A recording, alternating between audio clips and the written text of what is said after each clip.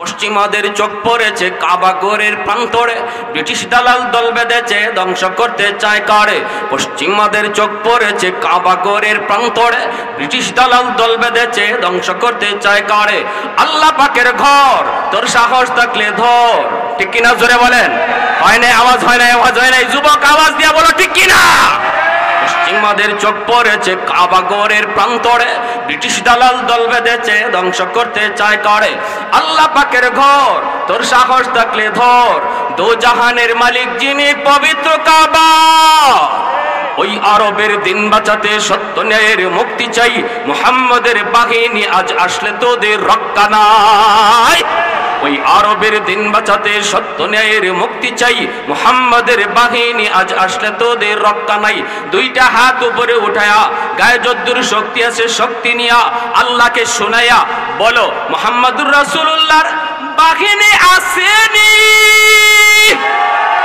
হয় নাই আরো জোরে আসেনি। একটু দাঁড়াও, জেগে ওঠো ওহে মুসলমান, আর কতদিন দিন ইসলামের সইবে অপমান। রক্ত দিয়ে পবিত্র ওই মক্কা মদিনা, সেই জমিনে ইহুদিরা চলতে পারে না।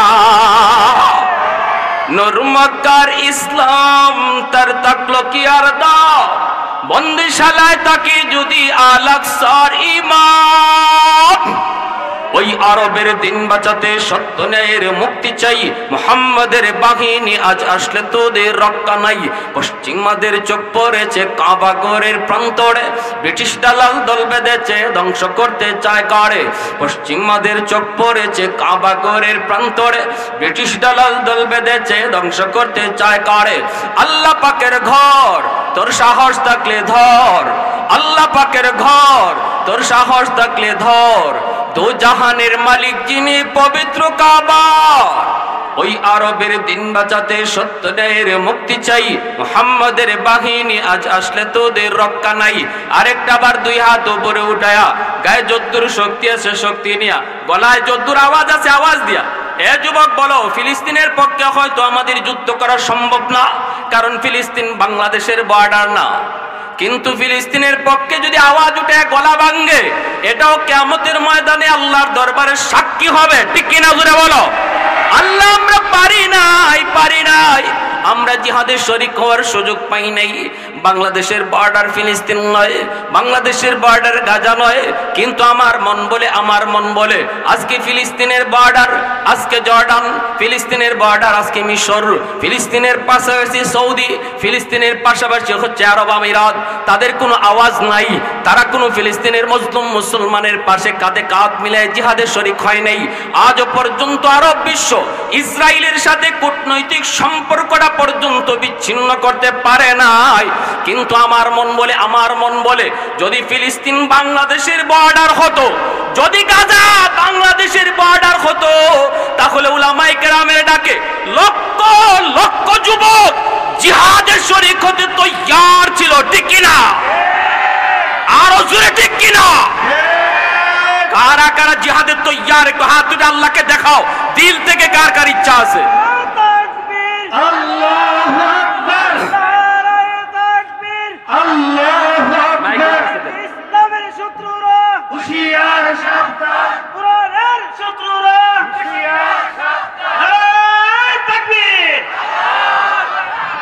একটু দাঁড়াও, জেগে ওঠো ওহে মুসলমান, আর কতদিন দিন ইসলামের সইবে অপমান।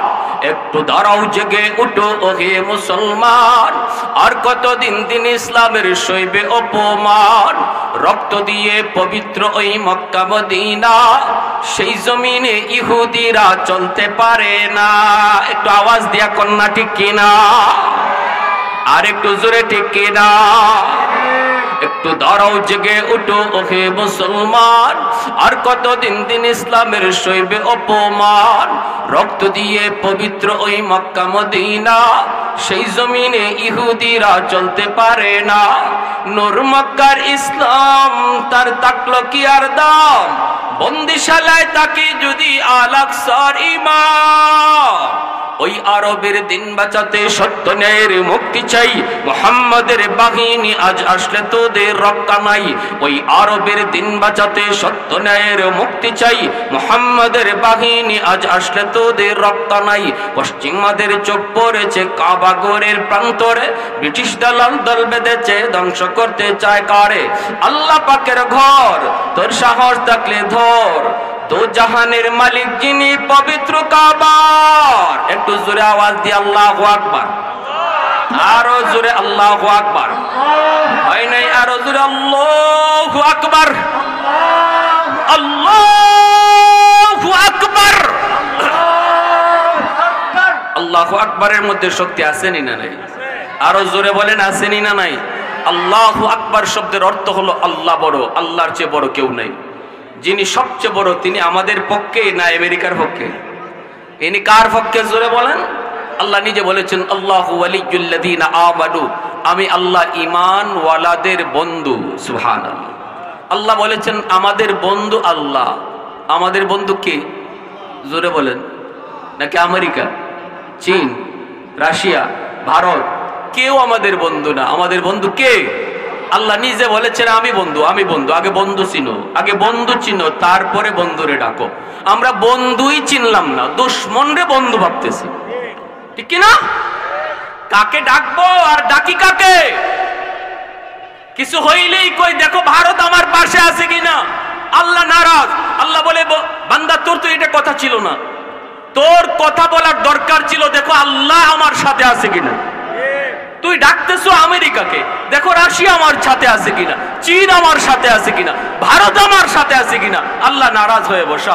আল্লাহ বলে বান্দা আমি যেখানে বললাম আমি তোর বন্ধু, তুই আমারে ডাকবি, আমারে না ডাইকে তুই ডাকো কাকে? যত জনকে ডাকতেছো এরা প্রত্যেকেই তোমার দুশমন, ঠিক কিনা জোরে বলেন? আমরা দুশমনও চিনলাম না, বন্ধুও চিনলাম না। এজন্য আজকে আমাদের কপালে এত মায়, আমাদের কপালে এত মায়, কারণ আল্লাহ নারাজ হয়ে গেছে। আল্লাহ কঠিন থেকে কঠিন ভাবে নারাজ হয়ে গেছে। আল্লাহ বলে বান্দা ঠিক আছে, তুই যখন আমারে বন্ধু কইলি না, আমারে যখন তুই ডাকলি না, তো যাদেরকে ডাকতেছো ওদেরকে নিয়ে থাকো, দেখি আমি আল্লাহ ওরা কদ্দুর তোমার সাহায্য করে। এবার আল্লাহ তাকায় তাকায় দেখতেছে আর আমরা মাইর খাইতেছি, আল্লাহরে নারাজ করেছি। অতএব এখনো সুযোগ আছে আল্লাহকে খুশি করার। সব দুশ্মনকে যারা বন্ধু ভাবতেছিলাম, সব বন্ধুকে সারো, প্রকৃত বন্ধুকে ধরো। তিনি কে? আরো জোরে বলো তিনি কে? পবিত্র রমজান মাস আমাদেরকে ট্রেনিং শিখায়া গেছে, আল্লাহকে ধরো, আল্লাহকে ধরো। বন্ধু আল্লাহকে বুঝো, আল্লাহকে ডরাও, আর কাউকে ডরাইতে হবে না। আল্লাহকে খুশি করো, আর কাউকে খুশি করা লাগবে না। রমজান মাসে আমরা কাকে খুশি করছি রোজা রেখে? জোরে বলেন। সারাদিন না খাইয়া থাকার দ্বারা ভারত খুশি হয়েছে না আল্লাহ খুশি? ভারতকে খুশি করার জন্য কেউ কি সারাদিন না খাইয়া থাকবো? হ্যাঁ, মোদিরে খুশি করার জন্য সারাদিন না খাইয়া থাকবেন? আল্লাহকে খুশি করার জন্য সারাদিন না খাইয়েছিলাম, ঠিক কিনা জোরে বলেন? এই কথা আল্লাহ ট্রেনিং দিছে, বান্দা একটা মাস তোরে আমি প্রশিক্ষণ দেওয়াইছি যে তুই আমারই শুধু খুশি রাখো। আর আমারে খুশি করতে গিয়ে তুমি সারাদিন না খাইয়াছিলা, পানি তোমার কাছে ছিল এরপরও পান করো নাই, খানা তোমার পাশে ছিল এরপরও পান করো নাই, দরজা বন্ধ করে সুযোগ ছিল খাওয়ার তারপরও খাও নাই, কারণ দিলের ভিতরে আমি আল্লাহরে বসায় রাখছো। কেউ না দেখলেও দেখেন আমার আল্লাহ, এই চিন্তাটা তোমার দিলে রাখছো। বান্দা এই মহব্বতটা, আমি আল্লাহর প্রতি তোমার এই ভালোবাসাটা, এটা যেন তোমার রমজানের পরেও সারা জীবন তোমার দিলে থাকে। এজন্য একটা মাস আমি আল্লাহ তোমারে ট্রেনিং দেওয়াইছি। সুবহানাল্লাহ। একটু আগে দিকে ভাই, একটু সুন্দর দেখা যাবে। আমার পিছনে যে ভাইয়েরা বসে, আমি জানি আপনাদের কষ্ট হইব, তারপরও আল্লাহর ওয়াস্তে, যেহেতু এটা একটা জান্নাতি মাহফিল, আমি যদি সামনে পরিবেশটা সুন্দর করি, জান্নাতে মূল জান্নাতে আল্লাহ আমাকে এরকম সামনের সারিতে বসায় দিবে। আল্লাহ যেদিন জান্নাতে এরকম মজলিস করবে, আল্লাহ পাক যেদিন এরকম মাহফিল করবে, আমি যদি মাহফিলের সৌন্দর্য বজায় রাখি, আল্লাহ আমাকে এরকম সামনের সারিতে বসাবে। পিছনে বাইরে একটু কষ্ট করে চলে আসি, একটু জিকির করি, লা ইলাহা ইল্লাল্লাহ, লা ইলাহা ইল্লাল্লাহ, জোরে লা ইলাহা ইল্লাল্লাহ।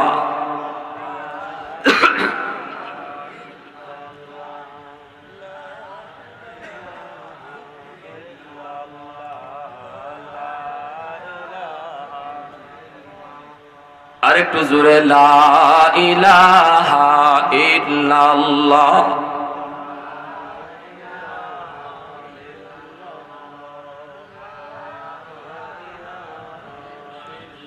লা ইলাহা ইল্লাল্লাহু মুহাম্মাদুর রাসূলুল্লাহ। জোরে বলি সাল্লাল্লাহু আলাইহি ওয়াসাল্লাম। আমার ভাইরা বন্ধুরা, যুবক, একটু দিলটা নরম করে কথাগুলি বোঝার চেষ্টা করো। পবিত্র রমজান মাস আমাকে আপনাকে কি সবক শিখায় গেল রে যুবক? তোমাকে এই কথা আল্লাহ পাক শিখাই দিছে, এই সবকটা আল্লাহ পাক শিখাইছে বান্দা। শুধুমাত্র আমি আল্লাহকে খুশি রাখো, আমি তোমার উপর খুশি কিনা এই খেয়ালটা তুমি রাখো।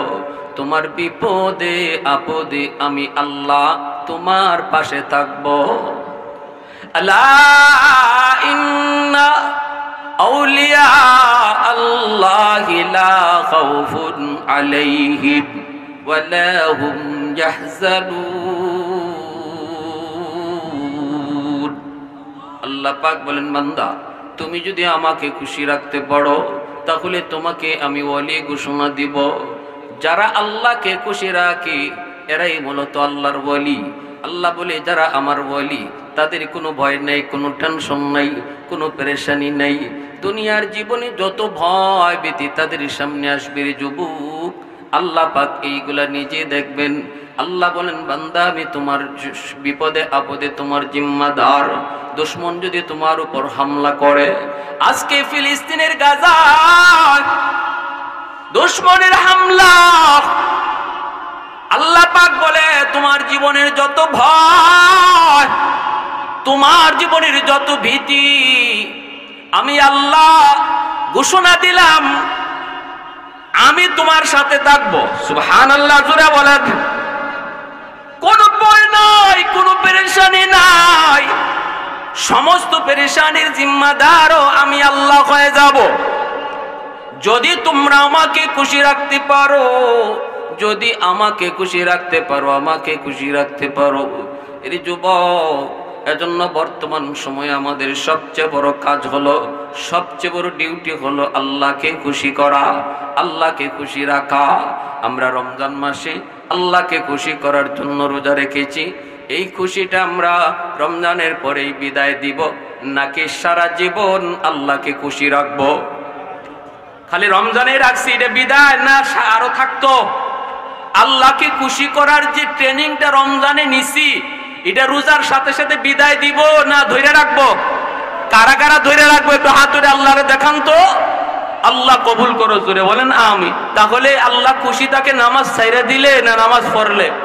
রমজানে যেভাবে নামাজটা পড়ছো এইভাবে যদি এখনো 5 ওয়াক্ত নামাজ মসজিদে যায় পড়ো, তাহলে বোঝা গেল তুমি সারা জীবন আল্লাহরে খুশি রাখতে চাও, খালি রমজানে না। গুনার সামনে আসলে পরে যদি আল্লাহর ভয়ে গুনাহ ছাড়তে পারো, দরজা বন্ধ, কেউ দেখলো না, রাতের অন্ধকার, কেউ দেখলো না, এরপরও তুমি গুনাহটা করো না। কারণ কি? রমজান মাসে দরজা বন্ধ কইরা রোজা ভাঙ্গার সুযোগ ছিল, এরপরও তুমি রোজা ভাঙ্গো নাই।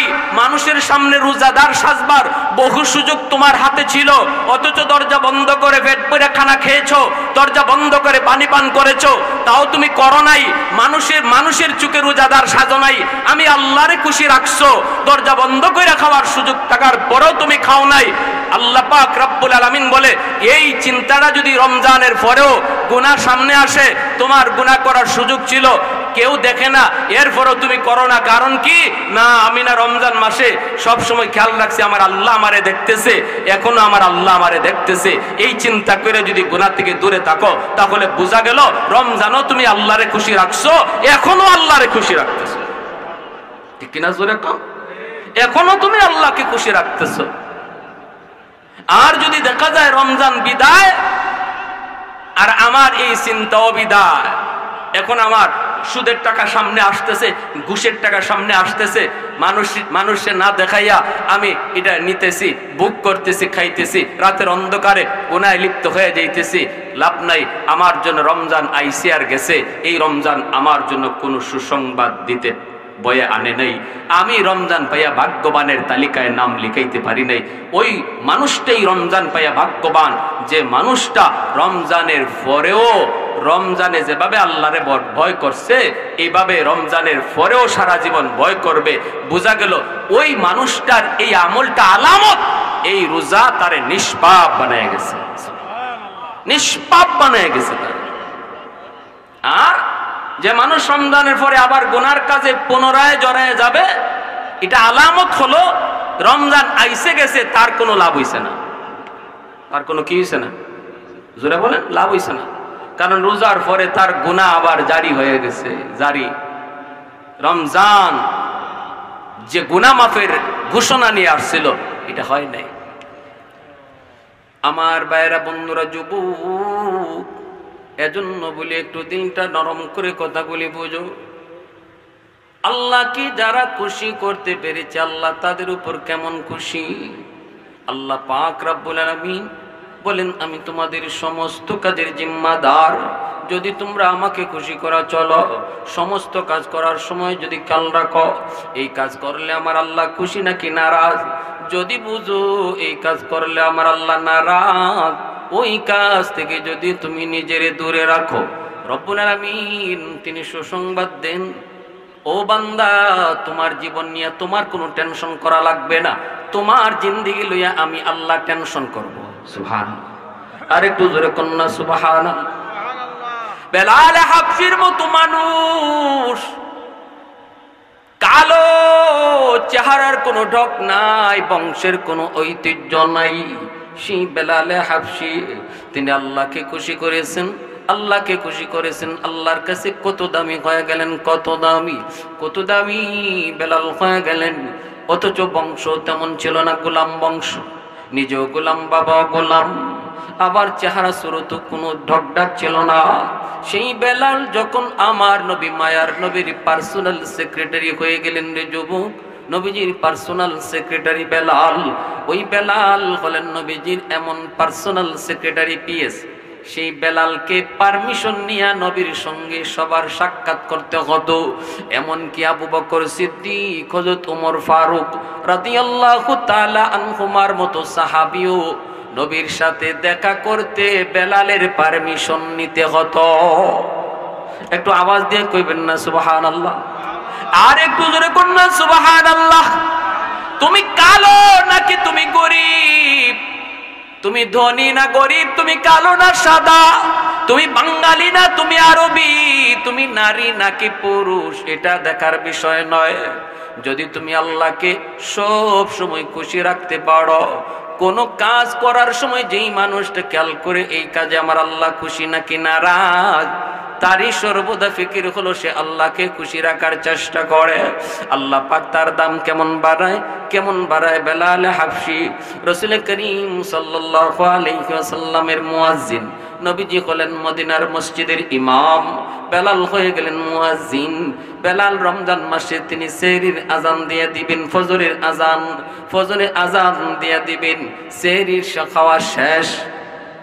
ফজরে আজান দেওয়ার আগে ঘোষণা দেওয়া হয় সেহরির টাইম শেষ, আর কেউ কিছু খাবেন না।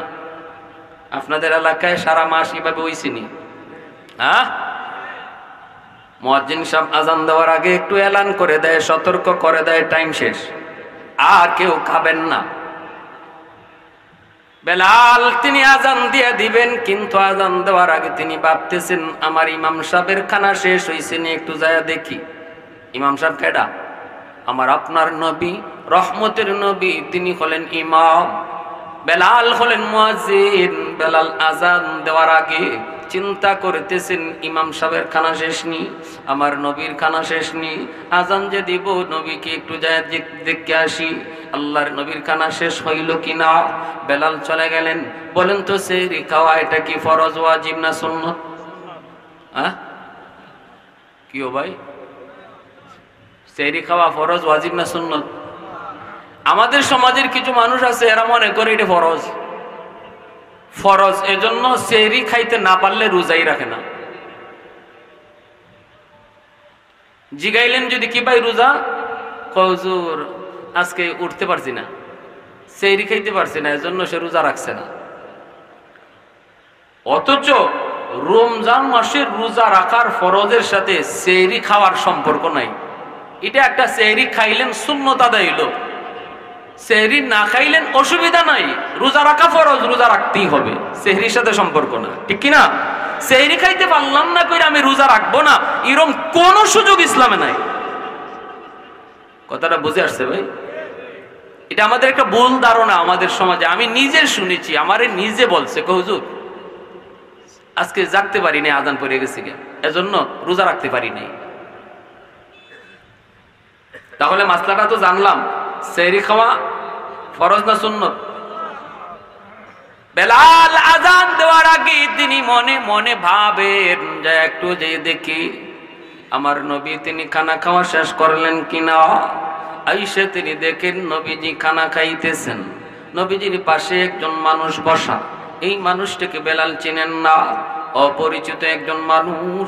সেহরি টাইমে আল্লাহর নবীর পাশে বসা, নবীজি সেহরি খাইতেছেন, বেলাল ভিতরে ঢুকলেন না, দরজা থেকে আওয়াজ দিয়ে বলতেছেন, ইয়া রাসূলুল্লাহ, ওগো নবীজি সেহরির টাইম শেষ গো নবী, আর খানা খায়েন না। আল্লাহর নবী বলতেছেন, ও আচ্ছা ঠিক আছে তুমি যাও। বেলাল চলে আসলেন। বেলাল তো মনে করেছেন নবীজি খানা বন্ধ করে দিবেন, আজান একটু পরে হয়ে যাবে। আজান দেওয়ার আগে বেলাল আবার মনে মনে ভাবলেন, যায় দেখি আমার নবী তিনি এখনো খানা খাওয়া শেষ করছেননি, আজানটা যে দেব যায় দেখি নবীর খানা খাওয়া শেষ নি। দ্বিতীয়বার যখন বেলাল আসলেন, আইসা দেখেন নবী এখনো সেহরি খাইতেছেন। বেলাল বলে, ইয়া রাসূলুল্লাহ, ওগো নবীজি আর খানা খাইয়েন না গো নবী, সেহরির টাইম শেষ। আমি না আপনার মুয়াজ্জিন, মুয়াজ্জিনের দায়িত্ব হলো ইমাম সাহেবের খোঁজ খবর নেওয়া। ইমাম সাহেব কোথায় আছে, কোন অবস্থায় আছে, এটা মুয়াজ্জিন সাহেবের একটা ডিউটির ভিতরে পড়ে। ইমাম সাহেব কোথায় আছেন এই খবরটা মুসল্লিরা মুয়াজ্জিন সাহেবের কাছ থেকে সঠিকভাবে জেনে নিবে। ইমাম সাহেবের সুযোগ সুবিধাটাও মুয়াজ্জিন সাহেব খেয়াল রাখবে, ইমাম সাহেব মুয়াজ্জিনের সুযোগ সুবিধাটা খেয়াল রাখবে। বেলাল বলে, ইয়া রাসূলুল্লাহ, ওগো নবীজি আমি না আপনার মুয়াজ্জিন, আজান যে দিব আপনি দিয়ে এখনো খানা খাইতেছেন, টাইম তো শেষ। আল্লাহর নবী কই, ঠিক আছে বেলাল তুমি যাও। বেলাল চলে আসলেন। আসার পরে তিনি এবার একটু পরে অপেক্ষা কইরা আবার আজান দেওয়ার আগে মনে মনে ভাবতেছেন, কি ব্যাপার যায় এখন একটু দেখি নবীর খানা খাওয়া শেষ নি, টাইম তো একদম শেষ, কাটায় কাটায় লেগে গেল, টাইম তো আমি দেখতেছি আবার হয়ে যাইতেছে। বেলাল আবারও আসলেন তৃতীয়বার। আইসা তিনি দেখেন মায়ার নবী এখনো সেহরি খাইতেছি। এইবার বেলাল হাবশী রাদিয়াল্লাহু তাআলা আনহু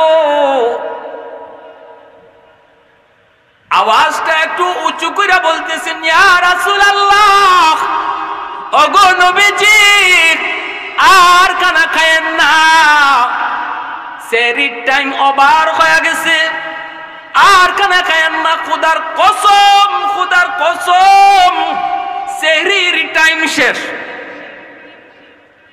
বেলাল যখন বললেন খোদার কসম সেহরির টাইম শেষ, সাথে সাথে আল্লাহর নবী এইবার তাকায়া শুনতেছেন, বেলাল কসম খেয়ে বলতেছেন, নবী গো, ও আল্লাহর নবী আর খানা খায়েন না, সেহরির টাইম শেষ, কসম খোদার সেহরির টাইম শেষ।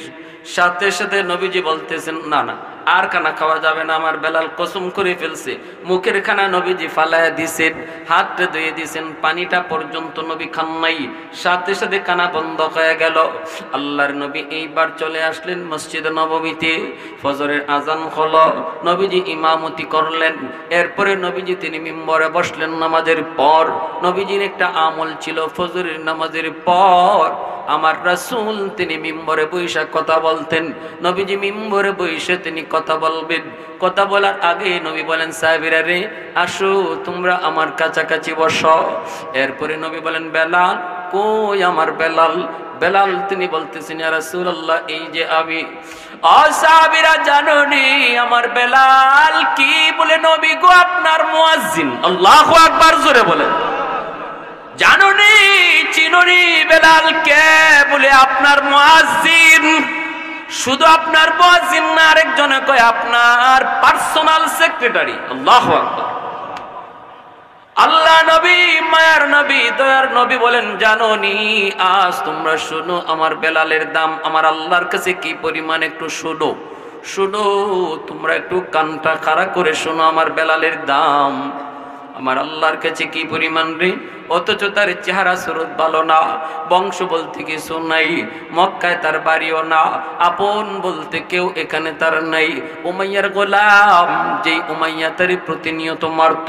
কেন বেলাল ইসলাম গ্রহণ করলো? প্রতিনিয়ত মারত, প্রতিনিয়ত মারত। জান যায় অবস্থা বেলালের। ওই অবস্থায় আবু বকর সিদ্দিক আয়েশা বলেছিলেন, বেলাল রে, ও বেলাল, জান বাঁচানোর জন্য মিথ্যা কথা বলা যায়? বেলাল রে, একটু ওদেরকে বুঝ দিয়া দাও, জানটা অন্তত বাঁচুক। একটা বার তুমি ওদের দেবদেবীর নাম মুখ দিয়ে তুমি বল শোনায় দাও। অন্তরে তো তোমার দেব নাই, দেবী নাই, অন্তরে তো আমার আল্লাহ। এই অন্তরের খবর তো আল্লাহ জানেন। ও বেলাল, একটু এদেরকে খুশি করে দাও না। কিন্তু বেলাল চোখের পানি ছেড়ে বলতেছেন, ভাই আবু বকর, আমি যদি চাই আমার মুখ দিয়ে দেবদেবীর নাম বলবো, কিন্তু আমার জিহ্বা আমার কথা শুনে না। সুবহানাল্লাহ। আমি যদিও চাই কিন্তু আমার মুখ দিয়ে আমার আল্লাহর নাম ছাড়া কিছু বের হয় না। যারা আল্লাহ নামের জিকির জিহ্বার মধ্যে জব্দ করে নেই রে যুবক, কলিজার ভিতরে যে আল্লাহকে বসায় নেই, তার তো আল্লাহ নাম এমন ভাবে কলিজায় বসে। এজন্যই তো মুহাম্মদুল্লাহ হাফিজি রাহিমাহুল্লাহ তিনি বাথরুমের ভিতরে ঢুকছেন। বাথরুম থেকে বের হওয়ার পরে খাদেম দেখে ওনার মুখ দিয়া রক্ত বের হয়। খাদেম বলতেছে, হুজুর, আপনার মুখ দিয়া রক্ত পড়ে, আপনি কি বাথরুমের ভিতরে পড়ে গেলেন নাকি? মুহাম্মদুল্লাহ হাফিজি বলতেছেন, না রে বাবা, আমি তো বাথরুমের ভিতরে পড়ি নাই, আঘাত পাই নাই, তাহলে রক্ত বের হয় কেন? মুহাম্মদুল্লাহ হাফিজি কয়, কৌ কি বলে হ। ইনি হাত লাগায় দেখেন ঠিকই তো রক্ত বের হইতেছে।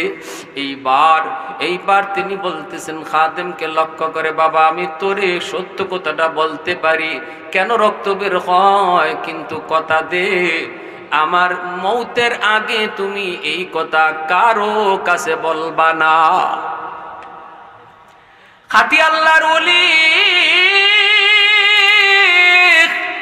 কখনো তাদের কারামত মানুষের কাছে নিজে কয় না, কেউ দেখলে তারে কইতো নিষেধ করে। ঠিক কিনা জোরে বলেন? খাঁটি আল্লাহর ওলি যারা, এরা কখনো নিজের কারামতির কথা, বুজুর্গের কথা মানুষের কাছে গায়ে গায়ে বেড়ায় না। ভাইরা বন্ধুরা, মুহাম্মদুল্লাহ হাফিজি তিনি এবার বলতেছেন, বাবারে আমি বলতে পারি, বল। কারো কাছে তুই বলবি না? কই হুজুর, ঠিক আছে, ওয়াদা করলাম আমি কারো কাছে বলবো না, বলেন। এইবার তিনি বলতেছেন, বাবা তাহলে শোন, আমি বাথরুমের ভিতরে ঢুকছি, ঢুকার পরে আমি যখন হাজত সারব, আমি লক্ষ্য করলাম আমার জিহ্বায় আল্লাহ আল্লাহ জিকির করে, আমার জিহ্বায় আল্লাহ আল্লাহ জিকির করে।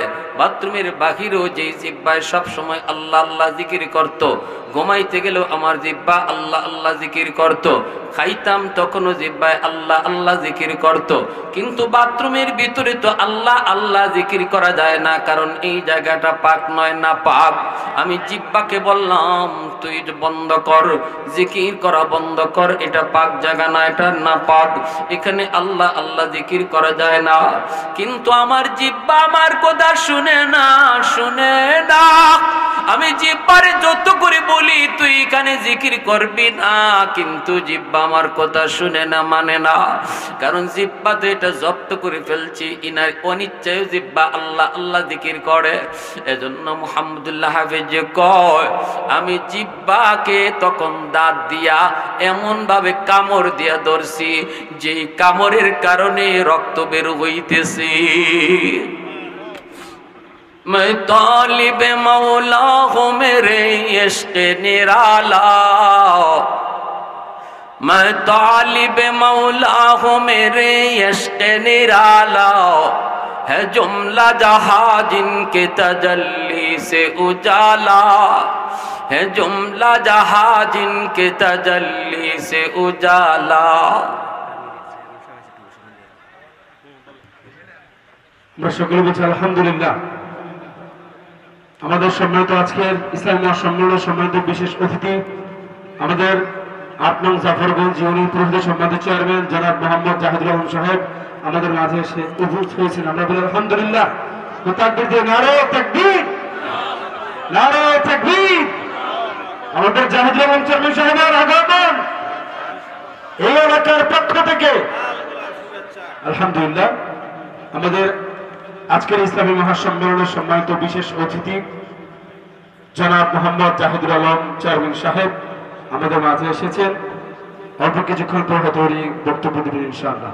আমাদের আজকের ইসলামী মহাসম্মেলনের সম্মানিত প্রধান অতিথি জনাব মোহাম্মদ আবুল কালাম আজাদ, জাতীয় সংসদ সদস্য, কুমিল্লা ৪ দেবিদ্বার।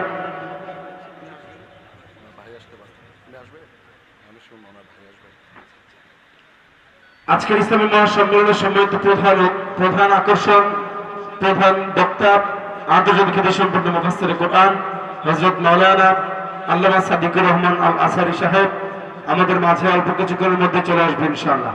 আপনাদের দেশে যে ঘোরাফেরা করছেন সকল গ্রহণ করছে, ঘোরাফেরা না করে মাহফিলের প্যান্ডেলে এসে বসে যান।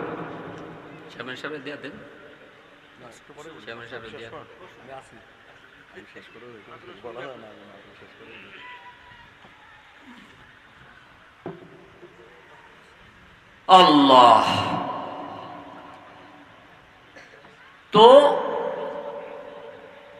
হযরত বেলাল হাবশী রাদিয়াল্লাহু তাআলা ইনিও বলেন, ভাই আবু বকর, তুমি যে কথাটা বলছো যে উমাইয়ারে খুশি করার জন্য আমি একটু দেবদেবীর নাম বলবো, কিন্তু আমি যদি বলতেও চাই তবু আমার জিব্বা বলে না, জিব্বা আল্লাহর নামই বলে। তো আস্তে সুবহানাল্লাহ, আর একটু জোরে সুবহানাল্লাহ। আর আমরা ইচ্ছা করেও আমাদের জিব্বা দিয়ে আল্লাহ বাইর করতে পারি না, ঠিক কি না? আমাদের হালতটা হইছে এমন, কইয়াও আল্লাহ নাম মুখ দিয়ে বের করানো যায় না, আওয়াজ দিয়েও সুবহানাল্লাহ আনানো যায় না। কিন্তু সাহাবায়ে কেরামের আমল ছিল এমন, তারা না চাইলেও জিব্বা দিয়ে আল্লাহ বের হয়ে যেত। সুবহানাল্লাহ জোরে বলে। এখানে আমরা একটু নড়াচড়া বন্ধ করি, বেশি সময় নিব না, আমি আপনাদেরকে কষ্ট দিব না। জানি ঈদের পরের দিন, মেহমানদারির দিন, ভাইয়ের বাড়ির, বোনের বাড়ির, খালার বাড়ির বেড়াইবার দিন আর বেড়াইবার টাইম, এই টাইমে আপনারা আয়োজন করছেন, যার প্রভাব পড়ছে মাহফিলে। যাই হোক, তারপর আল্লাহর কাছে হাজারো শুকর। আমরা যারা এখানে আসলাম, মাহফিলের লোক কম হলো না বেশি হলো, এটা মাহফিলের সফলতা আর সার্থকতা না। সার্থকতা আর সফলতা হলো যদি একজন মানুষও দিল থেকে হেদায়েতের উদ্দেশ্যে বসে আর কিছু কথার আমলের নিয়তে বাড়ি নিয়ে যায়, মাহফিল করানিও সার্থক, আমাদের আশাটাও সার্থক, ঠিক কিনা? আল্লাহর রসুল হাদিস শরীফে বহু নজির আছে, নবীজি এমন দামি দামি ওয়াজ করছেন, দামি দামি ওয়াজ, সময় নিয়ে ওয়াজ করছেন। আল্লাহ নবীর সামনে শ্রোতা ছিলেন মাত্র একজন। আল্লাহু আকবার জোরে বলেন। একজনকে লক্ষ্য করে নবীজি আধা ঘন্টা 1 ঘন্টা বয়ান করেছেন।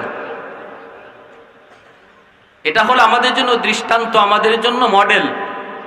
এজন্য মনে রাখবেন, আমরা যারা এখানে আসলাম, আসাটাই সার্থকতা না। আমরা যদি এখানে আসি আমলের নিয়তে আর 2-1টা কথা আমল লইয়া আমরা বাড়ি যাইতে পারি, কিছুটা দিলের ভিতরে বুঝ নিয়ে যাইতে পারি, তাহলে এই তো বড় আয়োজন যারা যুবকরা করছে তাদের করানোটাও সার্থক। আমাদের দূর দূরান্ত থেকে, আমি আসছি সিলেট থেকে, দূর থেকে আসাটাও আমাদের জন্য সার্থক, আপনাদের বসাটাও সার্থক।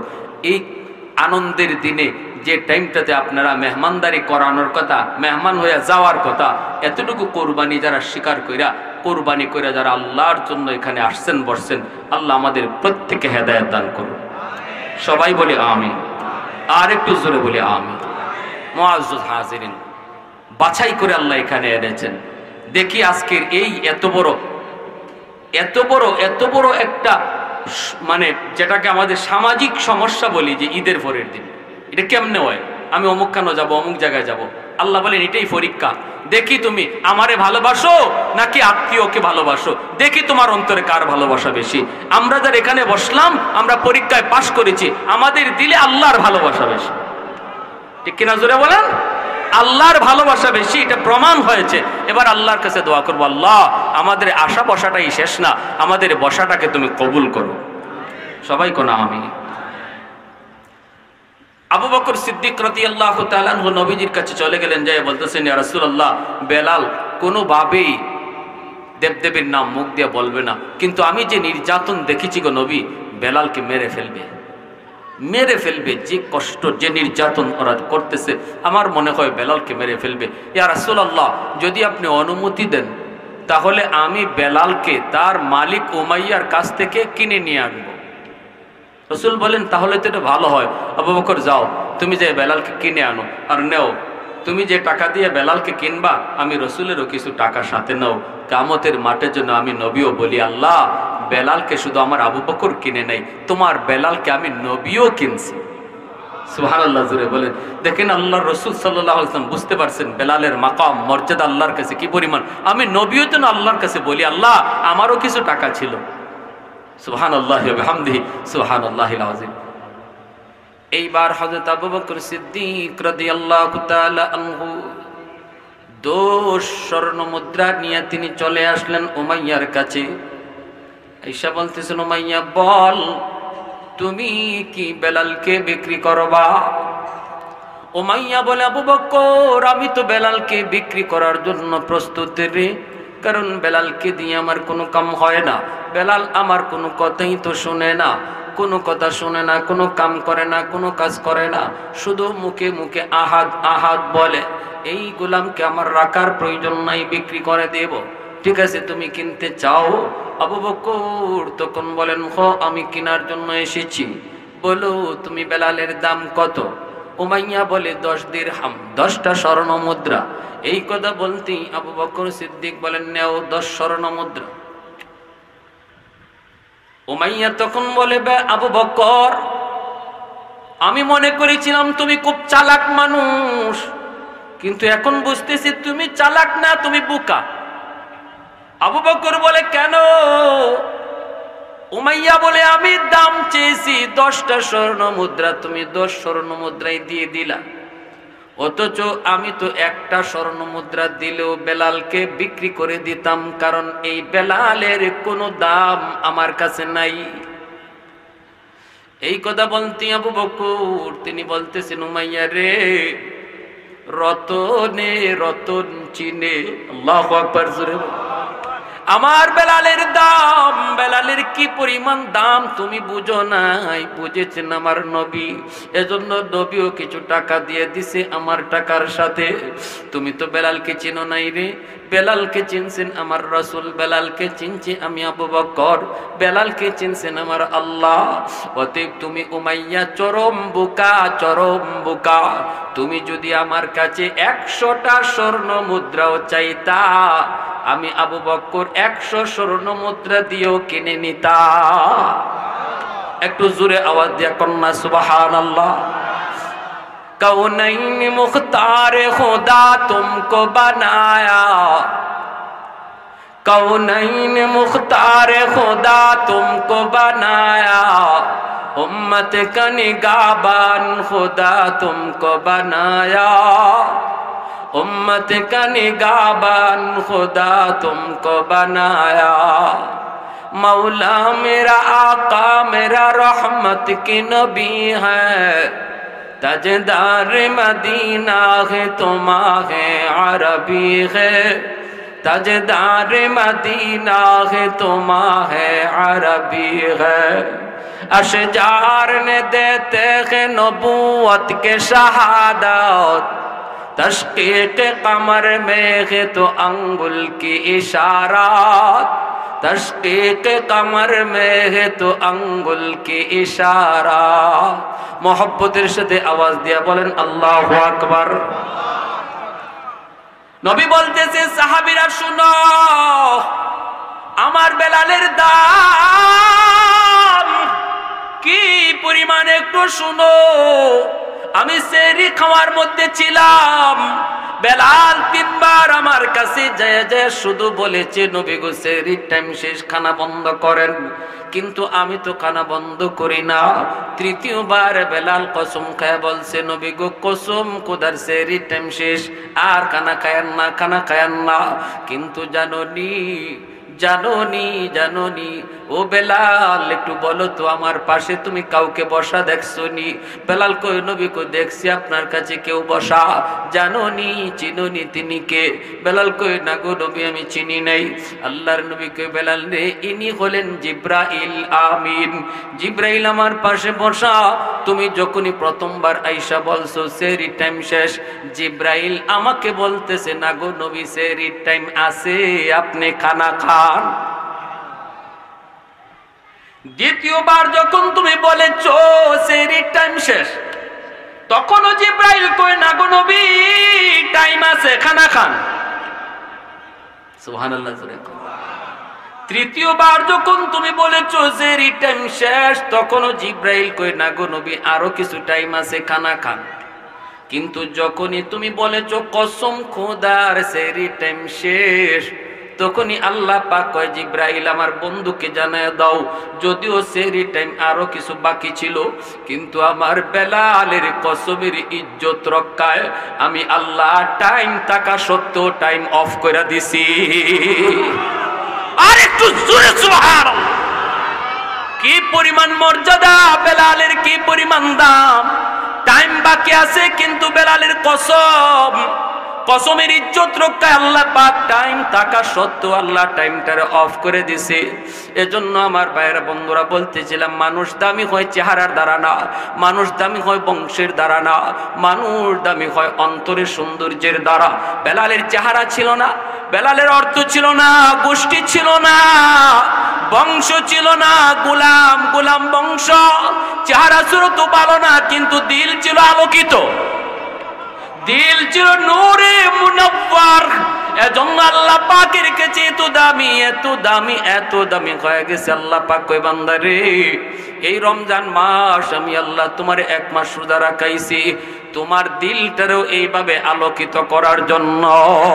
রমজানের রোজা একজন মানুষকে দিলটারে আলোকিত করে যায়, দিলের ভিতরে আল্লাহকে বসায় যায়, কারণ সর্বহালতে সেই খেয়াল রাখিছে কেউ না দেখলেও দেখে আমার আল্লাহ, দিলের ভিতরে আল্লাহরে বসায় রাখছে।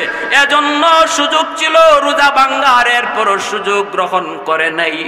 মানুষ দেখতো না, মানুষ বুঝতো না, এরপরও সে এমনটা করে নাই, কারণ দিলের ভিতরে আমার আল্লাহকে পুরা মাস আমরা বসায় রাখছি। আওয়াজ দেয়া বলেন ঠিক কি না? এখন এই আল্লাহকে দিল থেকে বের করে ফেলবো নাকি সারা জীবন বসায় রাখবো? সারা জীবন বসায় রাখবো। যদি রাখি তাহলে আল্লাহ পাক কয় জানোনি তোমার জীবনে ভয় আসবে, তোমার জীবনে ভীতি আসবে, সবকিছু দেখবো আমি আল্লাহ। আমেরিকা তোমার সামনে হাজির হয়ে যাবে অস্ত্র নিয়া, পাওয়ারফুল অস্ত্র নিয়া। ইসরায়েল তোমার সামনে হাজির হয়ে যাবে পারমাণবিক বোমা নিয়া। নেটো বাহিনী তোমার সামনে হাজির হয়ে যাবে শক্তিশালী অস্ত্র নিয়া।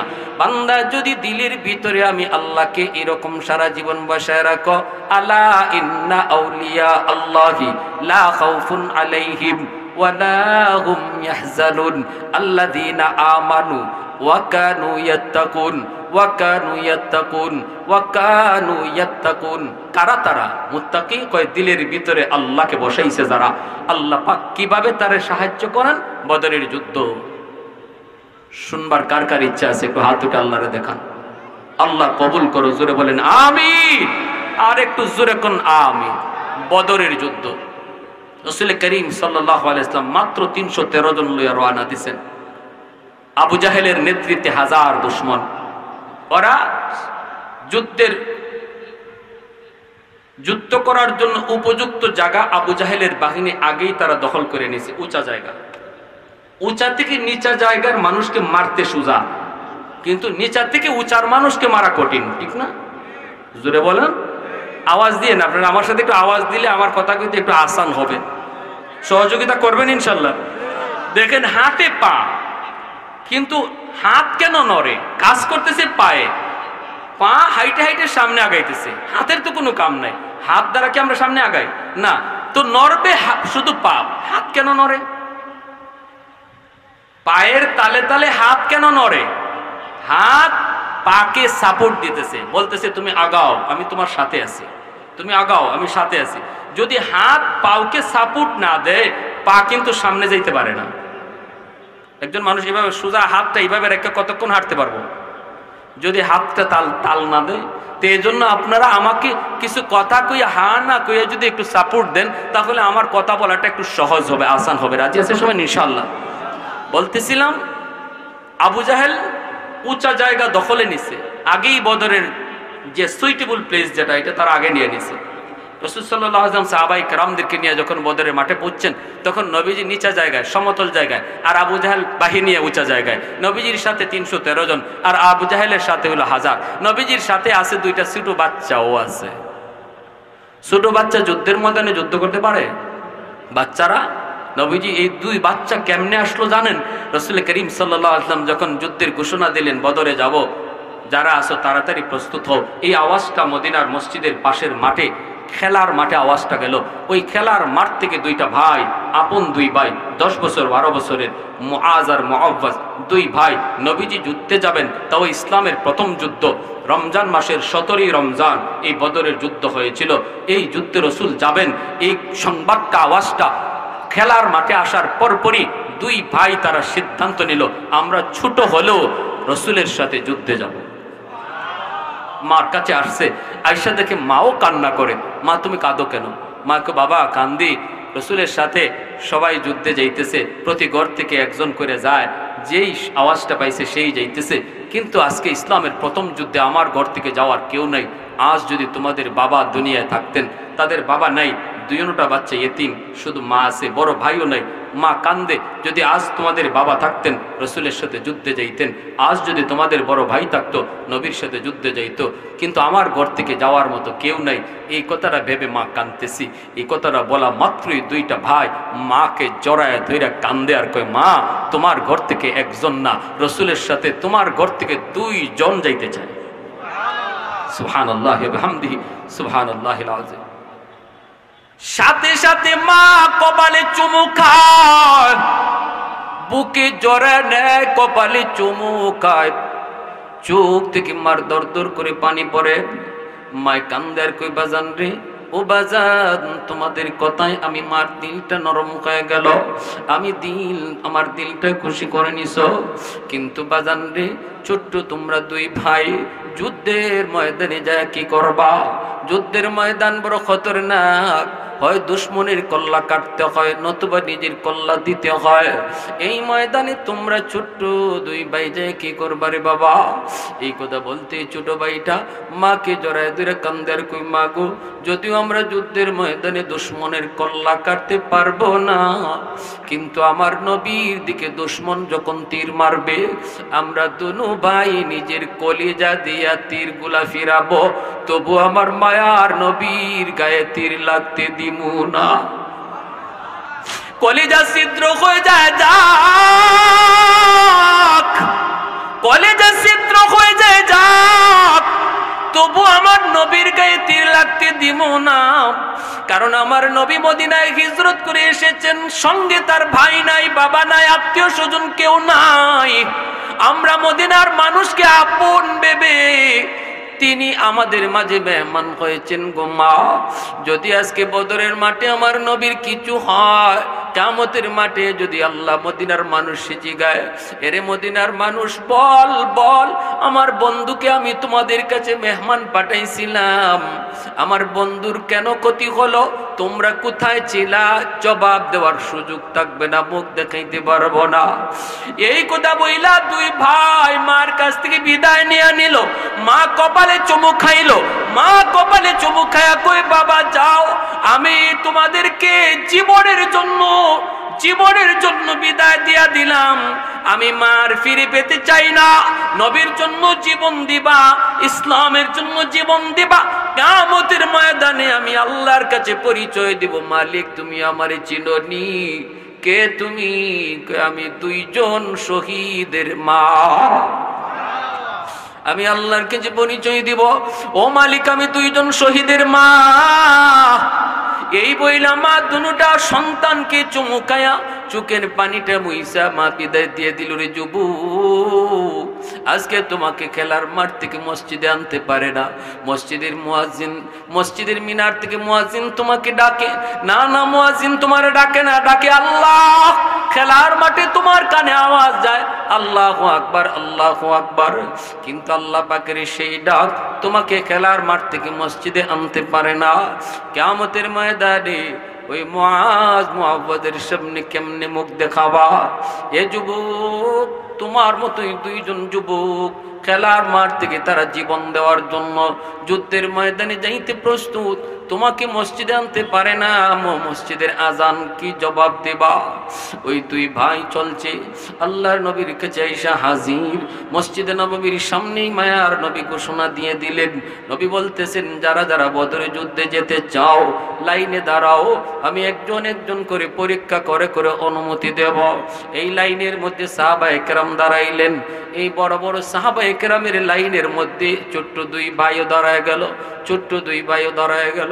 আল্লাহর নবী, রহমতের নবী, একজন একজন করে পরীক্ষা করে করে যাচাই বাছাই করে করে যখন এই দুই বালকের সামনে নবী আসলেন, নবীজি অবাক হয়ে বলতেছেন, বাবা তোমরা এই লাইনে কেন দাঁড়াইছো রে?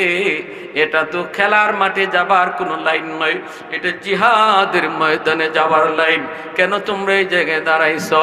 সাথে সাথে দুই ভাই কয়, নবী গো আমরা জানি জানি এটা যুদ্ধে যাবার লাইন। আল্লাহর নবী কই, বাবা কও কি জানার পর ওই লাইনে দাঁড়াইছো? বলে হ্যাঁ। রাসূল কই, তোমরা ছোট মানুষ যুদ্ধে যায় কি করবা? যুদ্ধের ময়দান বড় খতরনাক, বিপজ্জনক, হয় দুশ্মনের কল্লা কাটতে হয় নতুবা নিজের কল্লা দিতে হয়। সাথে সাথে দুই ভাই নবীকে জড়ায় ধরে কই, নবী গো আমাদের বাবা নাই, আমরা এতিম, আমাদের কোনো বড় ভাইও নাই, আমরা ছিলাম খেলার মাঠে খেলায় মগ্ন, আওয়াজ পেয়েছি আপনি যুদ্ধে যাবেন, দৌড়ে বাড়িতে গেলাম, মার কাছ থেকে বিদায় নিলাম, মাও আমাদেরকে বিদায় দিয়ে দিছে গো নবী। আমরা মাকে যে জবাব দিয়েছি এই জবাবটা আপনাকেও দিতে চাই। যদিও আমরা ছোট মানুষ, দুশ্মনের কল্লা কাটতে পারবো না, কিন্তু যখন দুশ্মন আপনার দিকে তীর মারবে গো নবী, আমরা দুনো ভাই আপনার সামনে দাঁড়ায়া ঢাল হয়ে থাকবো, দুশ্মনের তীরগুলা আমাদের কলিজা ছিদ্র হয়ে যাবে, আহ ওহ করব না, তবু আমার মায়ার নবীর গায়ে তীর লাগতে দিব না। আল্লাহ নবীর চোখ থেকে দর দর করে পানি পড়ে, যুবক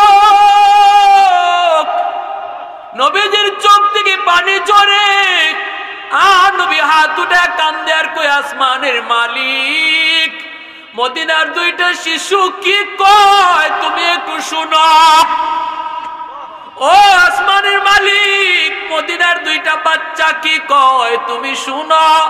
আমি মদিনার মানুষের উপরে খুশি, তুমি আল্লাহ খুশি হয়ে যাও। আমি মদিনার শিশুদের উপরে খুশি, তুমি আল্লাহ তাদের উপর খুশি হয়ে যাও। এইবার নবী কই, বাবা ঠিক আছে আমি তোমাদের উপর খুশি, আল্লাহ তোমাদের উপরে খুশি, কিন্তু মা একা হয়ে যাবে, মার খেদমত করো, জিহাদের সমান সওয়াব। যাও বাবা যাও, যায় মায়ের খেদমত করো, বড় হলে পরে আমি নবী তোমাদেরকে যুদ্ধে নেব, আমি কথা দিলাম বড় হলে পরে যুদ্ধে নেব। দুটা ভাই সাথে সাথে আমার নবীর পা মুবারক জড়ায় ধরছে। আল্লাহু আকবার। না গো নবী ফিরত দিয়েন না, কারণ আমাদের মা আমাদেরকে শেষ বিদায় দিয়া দিছে, আর ফিরত চায় না। কিয়ামতের মাঠে আমার মা শহীদের মা হইয়া পরিচয় দিতে চায় গো নবী, আমাদেরকে ফিরত দিয়েন না। এই কথা শুনে মায়ার নবী চোখের পানি মুছেন আর বলেন, সাহাবীরা রে দেখো মদিনার শিশুরা কি কয়, কি কয় একটু শোনো। আমার মক্কার আপন মানুষগুলো আমাকে মক্কায় থাকতে দিল না, রক্তের মানুষগুলো আমাকে আমার জন্মভূমিতে থাকতে দিল না, আর মদিনার দুইটা শিশুর কলিজায় আল্লাহ পাক আমি নবীর প্রতি কেমন মহব্বত। আল্লাহ নবী কয় ঠিক আছে, বড়জনকে নবী কয় ঠিক আছে আমি তোমার অনুমতি দিলাম, দুই ভাই একসাথে না, একজন মায়ের খেদমত করো আর একজন যুদ্ধে চলো। ছোট জনকে নবী কয়ে, বাবা তুমি যাই আমার খেদমত করো, কারণ মা বাবার খেদমত জিহাদের সমান সওয়াব। যাও যাও যাও বাবা, যায় মায়ের খেদমত করো। এই কথা বলতেই ছোট ভাই নবীজিকে জড়ায় দিয়ে কান্দে আর কই, নবী গো আমাকে যদি আপনি একা ফিরত দিয়ে দেন আমার আম্মা বলবে আমার বড় ছেলেকে আল্লাহ কবুল করেছে, তোরে আল্লাহ কবুল করে নাই, কারণ দুজনকে একসাথে শেষ বিদায় দিছে গো নবী। কি জবাব আমি মাকে দেব? না গো নবী, একা ফিরত দিয়েন না, দুই ভাই একসাথে আইছি, একসাথে যুদ্ধে যাওয়ার সুযোগ দেন। নবী গো, আমি যদিও ছোট কিন্তু গায়ে শক্তি আমার বেশি। সুবহানাল্লাহ, জোরে কর। যুদ্ধের ময়দানে বয়সের প্রয়োজন না, শক্তির বেশি প্রয়োজন। ওগো নবী, আমার শক্তি বেশি, ভাইয়ার চেয়ে শক্তি বেশি। যদি আপনার সন্দেহ হয় দুই ভাইয়ে কুস্তি লাগাইয়া দেন। সুবহানাল্লাহ। যদি আমি কুস্তিতে হেরে যাই আমাকে নিয়েন না, কিন্তু আমি যদি কুস্তিতে জিতি গো নবী, আমাকে আপনি যাওয়ার সুযোগ দিয়েন। নবী কই কও কি? আল্লাহ নবী কই সাহাবীরা রে কও না, এখন আমি কি করি, কি সিদ্ধান্ত দিই আমি তো বুঝতেছি না। সাহাবীরা কই নবী গো, তাহলে কুস্তি লাগাই দেন, দেখি কার শক্তি বেশি। দুই ভাই এবার কুস্তি লাগবে। সাহাবাই কেরাম এইবার তারা সুযোগ করে দিয়েছেন দুই ভাইকে কুস্তি লাগার, কার গায়ে শক্তি বেশি সবাই দেখবে। দুই ভাই যখন কুস্তি লাগবে তখনই দেখা যায় ছোট ভাই বড় ভাইয়ের কানে কানে যায় কি যেন বলল। বড় ভাইও চোখ টিপা দিয়ে বুঝাইয়া দিল। কি কইছিল? কইছিল ভাইয়া তুমি তো অনুমতি পেয়ে গেছো, আমাকে সুযোগ কইরা দিও। বড় ভাই কয় টেনশন করবি না, দুই ভাই একসাথে বের হয়েছি, একসাথেই যুদ্ধে যাব। হয়ে গেছে সন্ধি, হয়ে গেছে ভিতরে ভিতরে আতাত হয়ে গেছে। বড় ভাই কয় টেনশন করিস না, একসাথেই যাইমু, দুই ভাই আইসি একসাথে যাইমু, একসাথে কুস্তি লাগছে ঠিকই, কিন্তু দেখা যায় বড় ভাই শক্তি প্রদর্শন করে না, শক্তি দেখায় না। ছোটজন বড়জনকে দপাস দিয়া মাটিতে ফালাইয়া দিছে, বড় ভাইরে ফালাইয়া দিছে মাটি ফালাইয়া বুকের উপরে উইটা কয় ইয়া রাসূলুল্লাহ, এবার দেখেন গো নবী, এই যে আমার গায়ে শক্তি বেশি। আল্লাহু আকবার।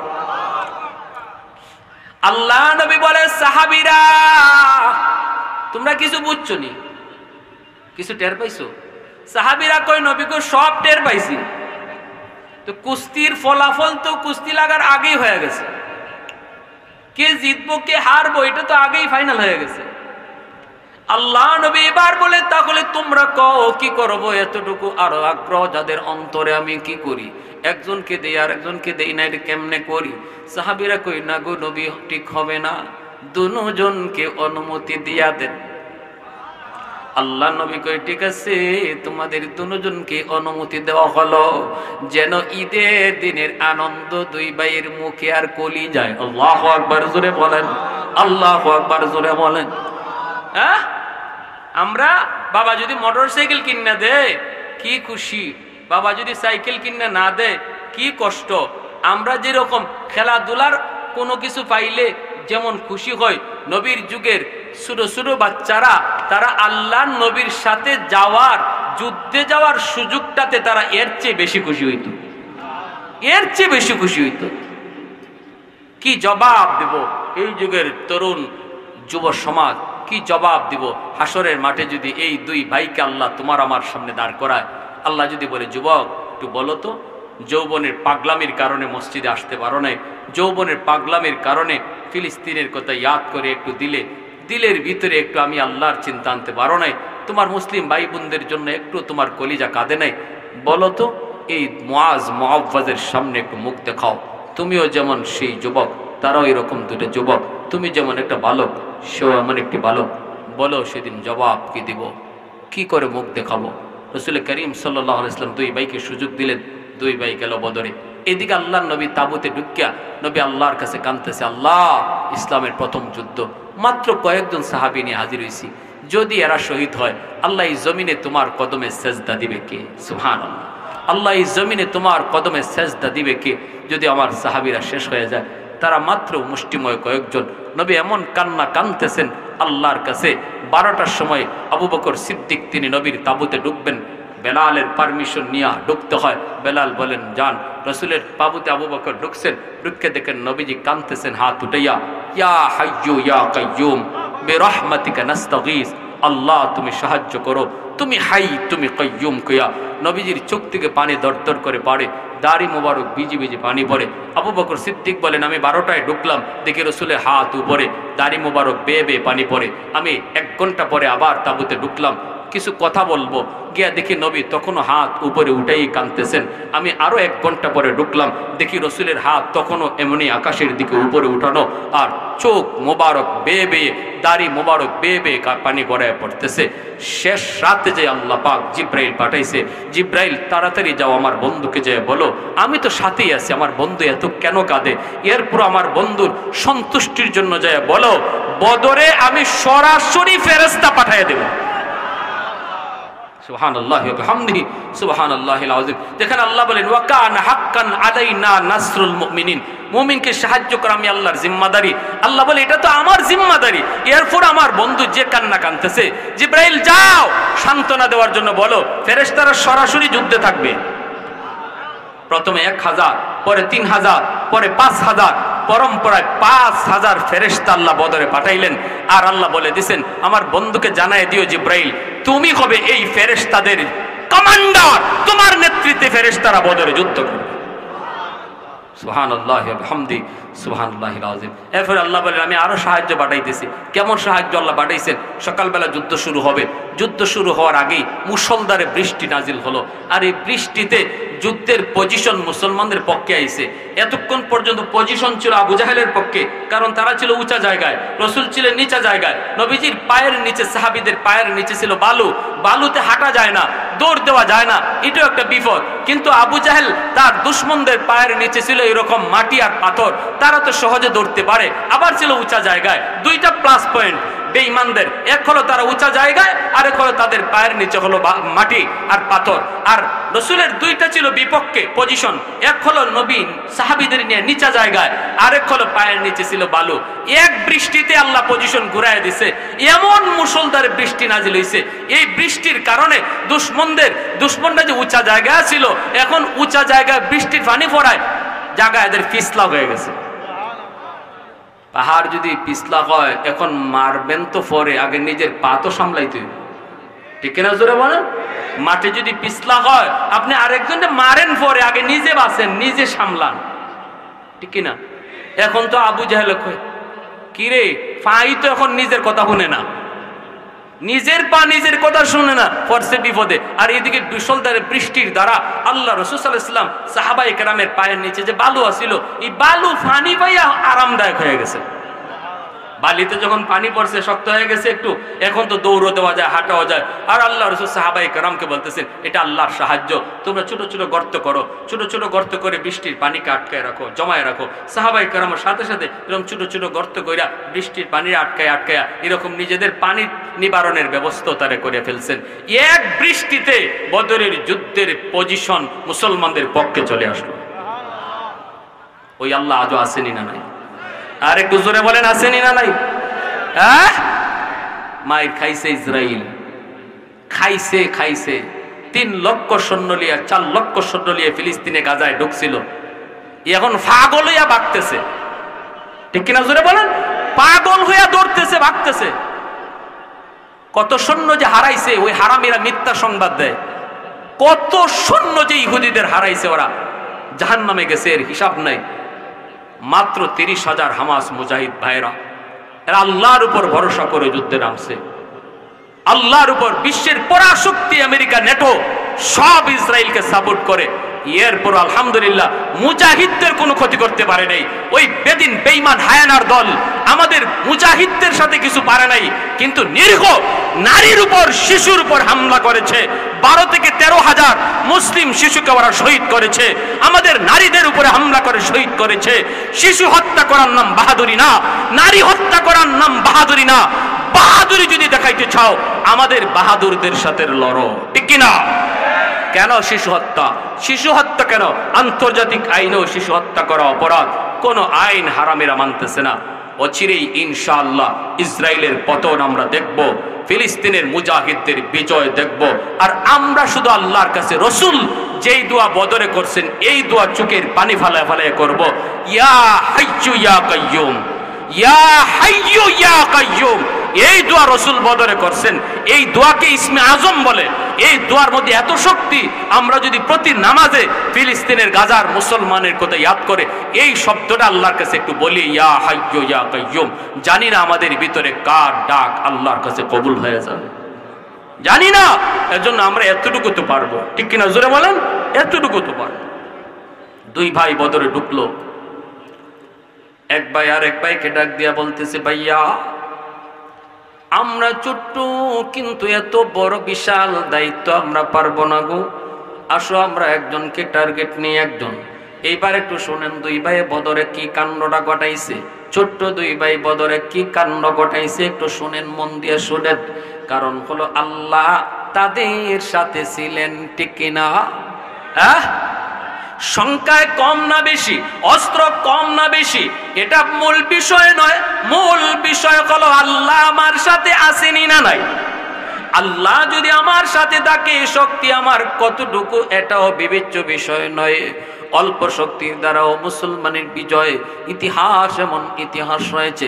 দেখুন না, ছোট্ট দুই ভাই বলতেছে, ভাইয়া আমরা বদরের যুদ্ধে এসেছি, কিন্তু কি করব, আমাদের হাতে তো তলোয়ারও নাই।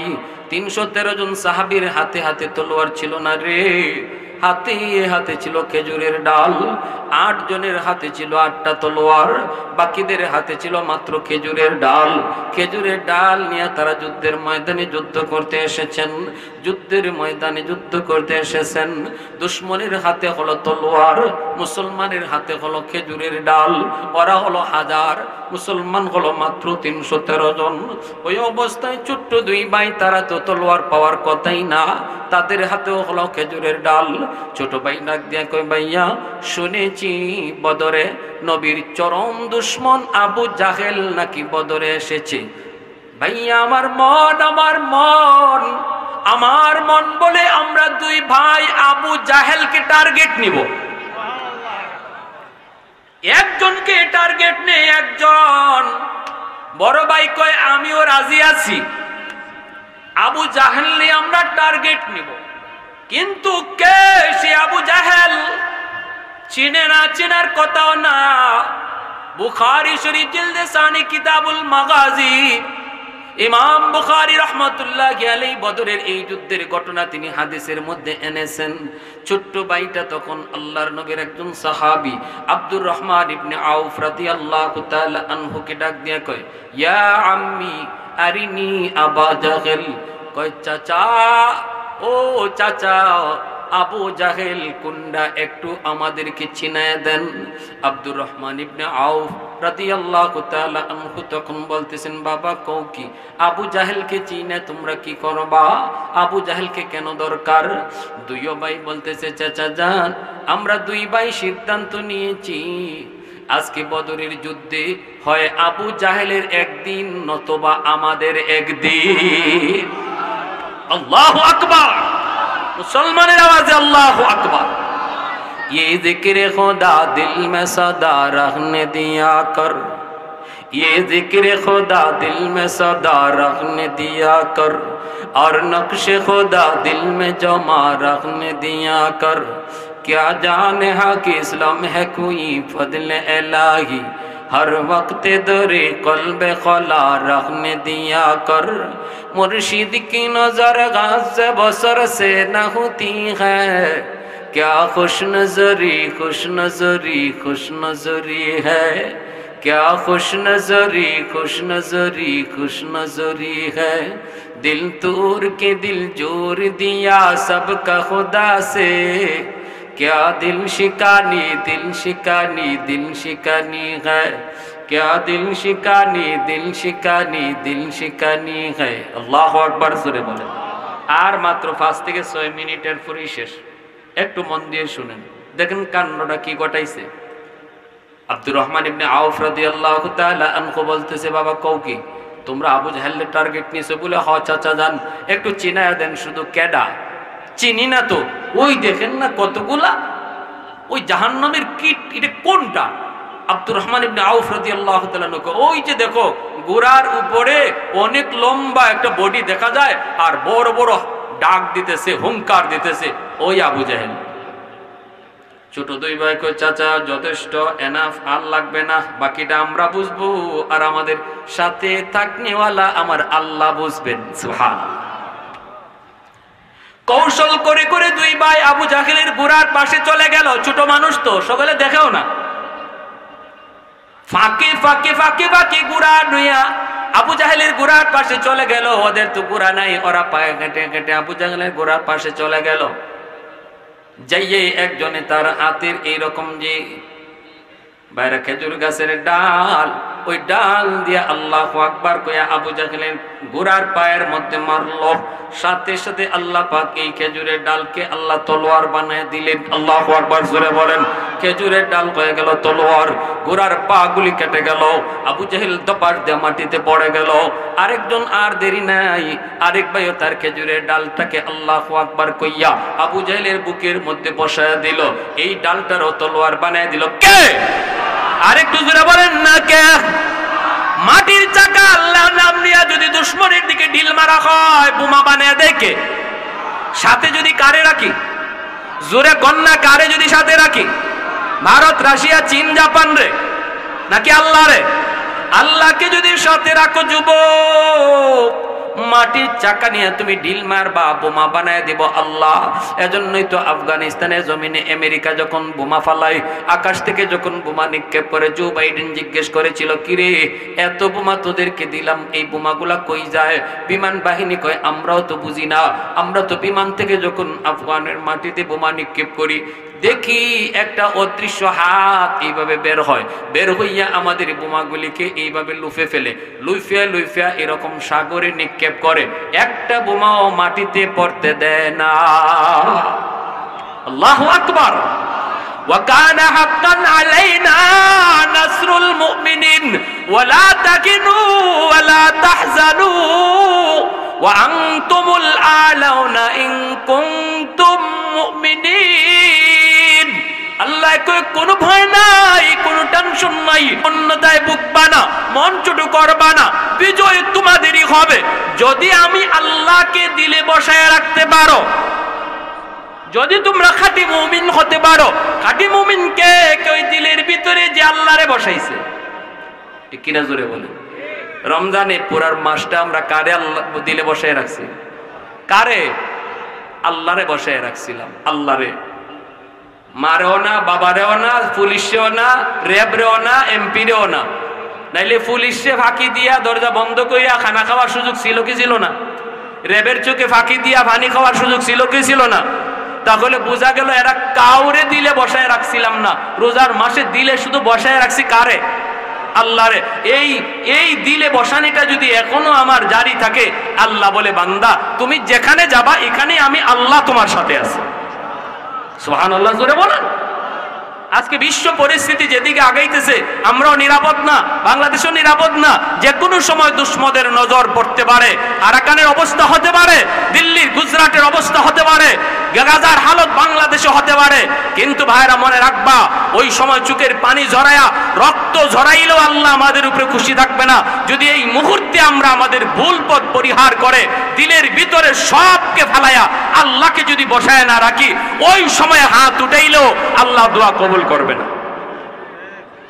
ওই সময়টা আমাদের সামনে কাছাকাছি, যেই টাইমে হাত উঠাইতে দেরি, আল্লাহ যেন কবুল করতে দেরি না হয়, এমন একটা হাত এখনই বানাইবার টাইম, এমন একটা জবান এখনই বানাইবার সময়, যেই জবান দিয়ে চাইতে দেরি, কবুল হতে দেরি না হয়।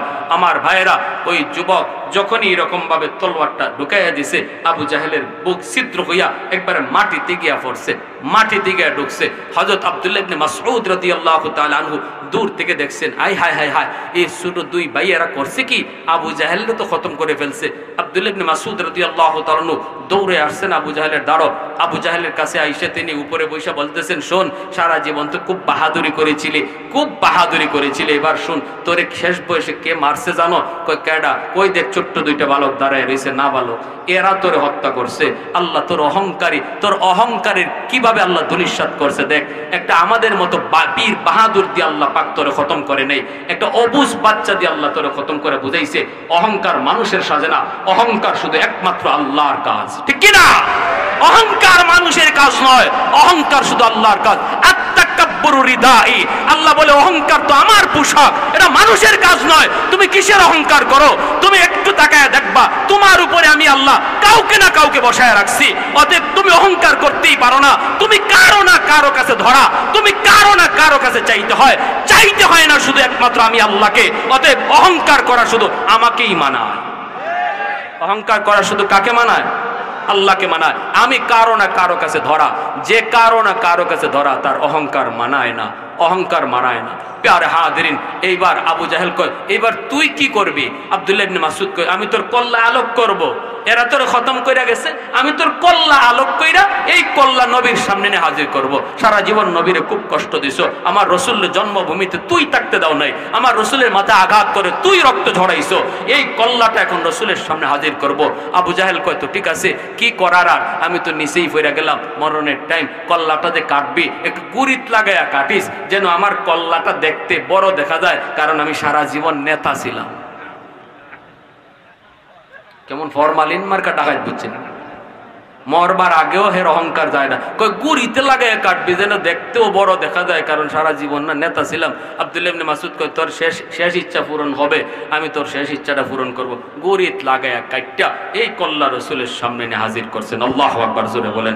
বদরে বিজয় এসেছে, সংখ্যায় কম, এরপরও আল্লাহর পক্ষ থেকে বিজয় এসেছে।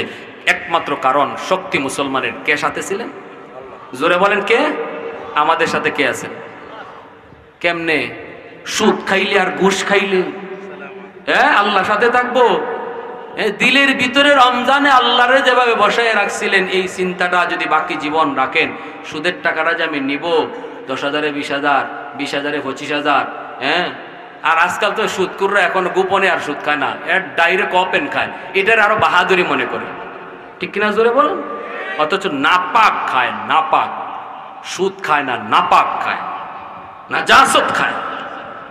প্যারে হাজিরিন, এজন্য আমার আপনাদের কাছে আমার অনুরোধ, আমরা রমজান মাসটা যেভাবে আল্লাহকে ভয় করে চলছি, বাকিটা জীবন এভাবে আল্লাহকে ভয় করে চলতাম, যেভাবে আল্লাহকে দিলে বসায় রাখছি এভাবে আল্লাহকে বসায় রাখতাম, তাহলে সামনের দিনগুলা যত ভয়ঙ্করী আসুক আমাদের সাথে থাকবেন কে?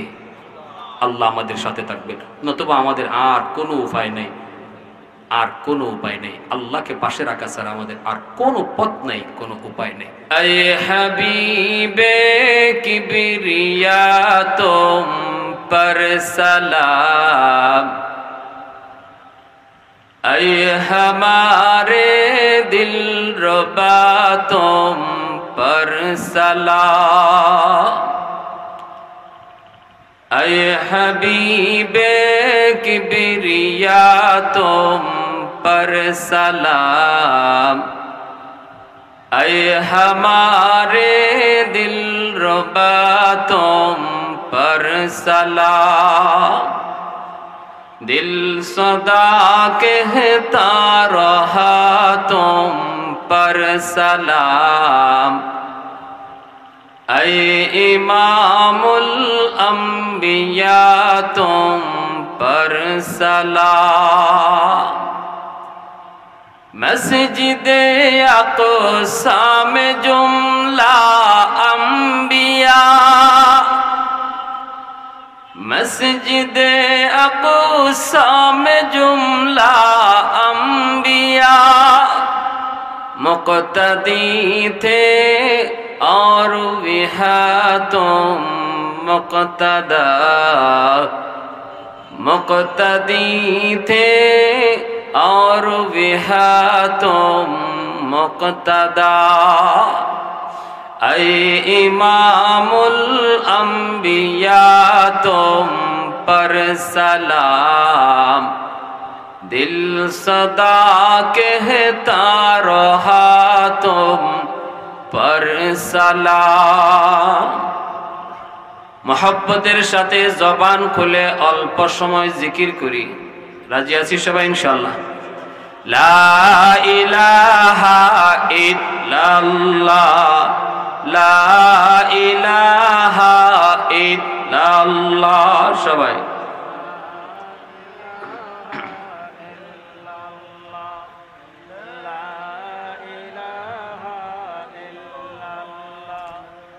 লা ইলাহা ইল্লাল্লাহ,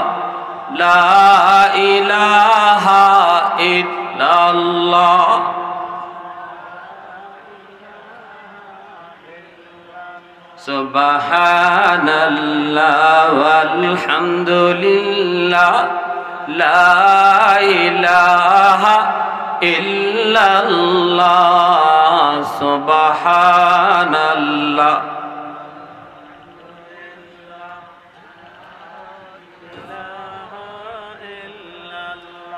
লা ইলাহা ইল্লাল্লাহ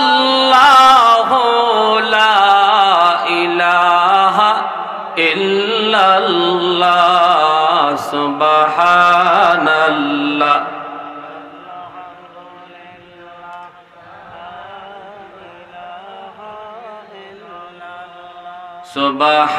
সুবহানাল্লাহ ওয়ালহামদুলিল্লাহ লা ইলাহা ইল্লাল্লাহ লা ইলাহা ইল্লাল্লাহ লা ইলাহা ইল্লাল্লাহ সুবহানাল্লাহ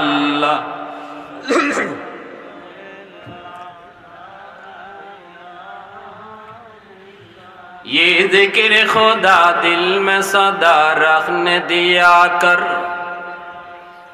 ये जिक्र खुदा दिल में सदा रखने दिया कर और नक्श खुदा दिल में जमा रखने दिया कर क्या जाने हक इस्लाम है कोई फضل इलाही हर वक्त दरे कल्ब खला रखने दिया कर मुर्शिद की नजर गज़ बसर से न होती है मुर्शिद की नजर गज़ बसर से न होती है क्या खुश नजरी खुश नजरी खुश नजरी है क्या खुश नजरी खुश नजरी खुश नजरी है दिल तोड़ के दिल जोड़ दिया सबका खुदा से क्या दिल शिकानी दिल शिकानी दिल शिकानी है क्या दिल शिकानी दिल शिकानी दिल शिकानी है सुबहानल्लाह वल्हम्दुलिल्लाह ला इलाहा इल्लल्लाह सुबहानल्लाह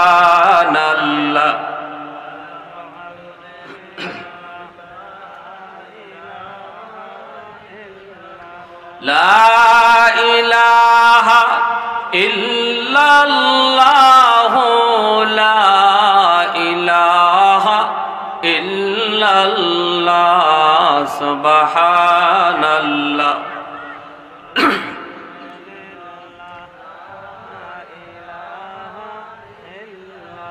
ला इलाहा इल्लल्लाह मुहम्मदुर रसूलुल्लाह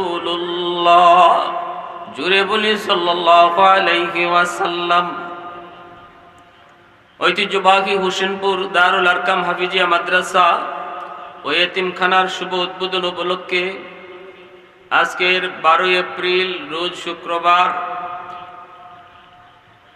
ইসলামী মহাসম্মেলনের সম্মানিত সদর ইজলাস সভাপতি সাহেব উপস্থিত জাতির বিবেক জাতির কর্ণধার এ জাতির সূর্য সন্তান মঞ্চে আসীন উলামায়ে কেরাম অত্র এলাকার মুরব্বিয়ানে আজম আজকের প্রধান অতিথি জনাব মোহাম্মদ আবুল কালাম আজাদ জাতীয় সংসদ সদস্য কুমিল্লা ৪ আজকের প্রধান বক্তা আন্তর্জাতিক খ্যাতি সম্পন্ন মুফাসসির কোরআন আলহাজ হযরত মাওলানা আল্লামা সাদিকুর রহমান আল আজহারি সাহেব আমার আগে বয়ান পেশ করেছেন জননন্দিত মুফাসসির কোরআন হযরত মাওলানা হিফজুর রহমান নাইম আরো বয়ান পেশ করেছেন আলহাজ হাফেজ মাওলানা মুফতি শহীদুল ইসলাম গাজীপুরি আরো অনেক উলামায়ে কেরাম ওনারা যা কিছু বলে গেলেন আল্লাহ আমাদের সবাইকে এর উপরে আমল করার তৌফিক দান করুন মুআজ্জাজ হাজিরিন বর্তমান সময়টা বড় নাজুক সময়টা বড় কঠিন পৃথিবী এমন এক কাল এমন এক সিচুয়েশন অতিবাহিত করছে যেটা সামনের দিন আগামী কাল পৃথিবীর হালত কি হয় কেমন হয় আজকের মানুষ আজকের দিনের মানুষ তা বলতে পারবে না, এমন একটা অবস্থা। তামাম দুনিয়ার এমন একটি হালত, আগামী কাল পৃথিবীর হালত কেমন হবে আমরা আজকের দুনিয়ার মানুষ জানি না। গোটা পৃথিবীর সমস্ত বেদিন বেঈমান তারা এক হয়েছে, এজেন্ডা একটাই, বিশ্ব মানচিত্র থেকে মুসলমান মুছে দাও, ইসলামী রাষ্ট্র যেন না থাকে। এই এজেন্ডায় সমস্ত দুশ্মন এক হয়েছে, ঠিক কিনা জোরে বলেন। আজ আমরা কম বেশি যারা সোশ্যাল মিডিয়ার খবর রাখি জানি ফিলিস্তিনের হালত, গাজার হালত। ঈদের দিনটাতেও ফিলিস্তিনের মানুষ, গাজার মানুষ নিরাপদ ছিল না, এখনো নাই। ঈদের দিনেও শহীদ হয়েছে অসংখ্য অগণিত, ঈদের পরের দিনও এখনো হচ্ছে। কোনো একটা মুহূর্ত গাজার মানুষের নিরাপদ এমন কোন টাইম তাদের অতিবাহিত হচ্ছে না। এত বড় জুলুম, এত বড় অন্যায় সাধারণ মানুষের উপর, নিরীহ মানুষের উপর, অথচ বেদিন বেঈমানের বড় বড় শক্তিশালী দেশ আজকে যারা মানবতার স্লোগান, মানবতার বড় বড় আওয়াজ উঠাইতো, বিশ্বমোড়ল আমেরিকা, তারা আজকে মজলুমের পক্ষ, ফিলিস্তিনের পক্ষ না নিয়ে ইসরাইল জালেমের পক্ষ নিয়েছে। ইসরাইল হলো জালেম, ইহুদিরা হলো জালেম, আর ফিলিস্তিনের সাধারণ মুসলমান হলো মজলুম।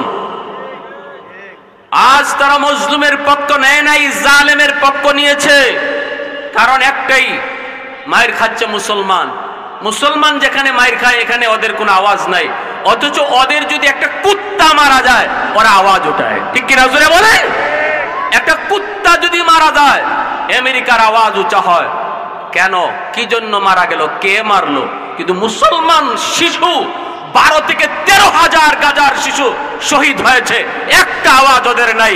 অতএব বোঝা গেল মানবতার স্লোগান ওরা যা দেয়, মানবতার আওয়াজ যা উঠায়, সবকিছু হলো ধোঁকাবাজি। ওরা আস্তা ধোঁকাবাজ, ওরা আস্তা একটা বাটপার। ওরা শুধু ওদের নিজেদের স্বার্থে কথা বলে, মুসলমানের স্বার্থে ওরা কথা বলে না। আমাদেরকে আমাদের স্বার্থে আগে আসতে হবে।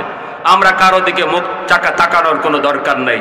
যদি মুসলমান এখনো এক হয়ে যায়, মুসলমান যদি এখনো তারা তাদের ইমানি শক্তিটারে একবার শুধু জাগায়, তাহলে বেঈমানের মুখের দিকে তাকাইতে হবে না।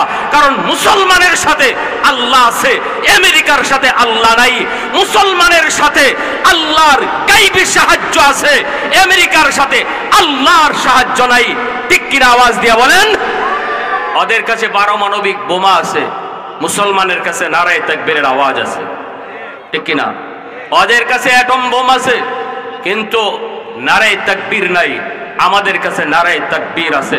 খালিদ বিন ওয়ালিদ রাদিয়াল্লাহু তাআলা আনহু বলেছিলেন, ইয়ারমুকের যুদ্ধে 60,000 দুশমনের মোকাবেলায় আমরা মাত্র 60 জন লড়েছি এবং বিজয় এনেছি।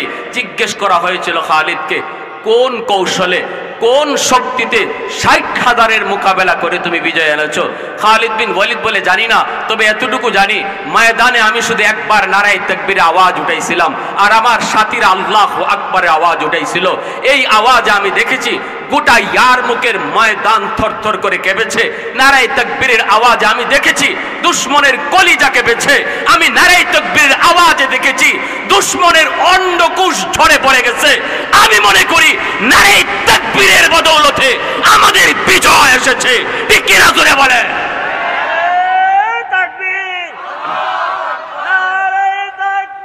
আল্লাহু আকবার। আল কোরআনের আলো জালো, আল হাদিসের আলো ঘরে ঘরে জালো। তাকবীর। আল্লাহ। মুসলমান সুশৃঙ্খল জাতি, আমাদের আওয়াজ হতে হবে উঁচু, ঠিক কিনা? একটা মাত্র কারণ আমাদের মায়ের খামার, আমরা সময় মতো আওয়াজ উঁচা করতে জানি না। যেখানে আওয়াজ গরম করা দরকার এখানে আওয়াজ নরম করে বসা আছি, আর যেখানে নরম থাকা দরকার এখানে গরম হয়ে বসা আছি। কোথায় নরম হব কোথায় গরম হব এই থিওরি আমরা ভুলে গেছি, যার কারণে আজকে আমাদের এই পরাজয়। আজ দুশমনদের আওয়াজ উঁচা হয়েছে, আমাদের আওয়াজ নিচু হয়ে গেছে। না না, আমাদের আওয়াজ সময় মতো উঁচা করতে হবে। এখান থেকে আপনি মাইকটা হাতে নিয়ে নারায়ে তাকবীর আওয়াজ উঠান। আপনাদের গায়ে যদ্দুর শক্তি আছে শক্তি দিয়ে আল্লাহু আকবারের আওয়াজ উঠাবেন। দুশমনের কলিজায় যেন ভয় পায় আর মুসলমানের ঈমান যেন জাগ্রত হয়। সাল্লাল্লাহু আলাইহি ওয়া আলা আলিহি ওয়া আসহাবিহি ওয়া বারাকা ওয়া সাল্লাম ওয়া বারাকা ওয়া সাল্লাম তাসলিমান কাসীরান কাসীরা। أما بعد فأعوذ بالله من الشيطان الرجيم. بسم الله الرحمن الرحيم. ألا إن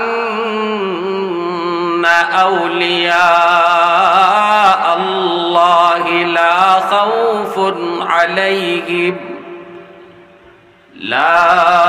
خوف عليهم ولا هم يحزنون. الذين آمنوا وكانوا يتقون. وقال رسول الله صلى الله عليه وسلم لا يؤمن أحدكم حتى يكون هواه تبعا لما جئت به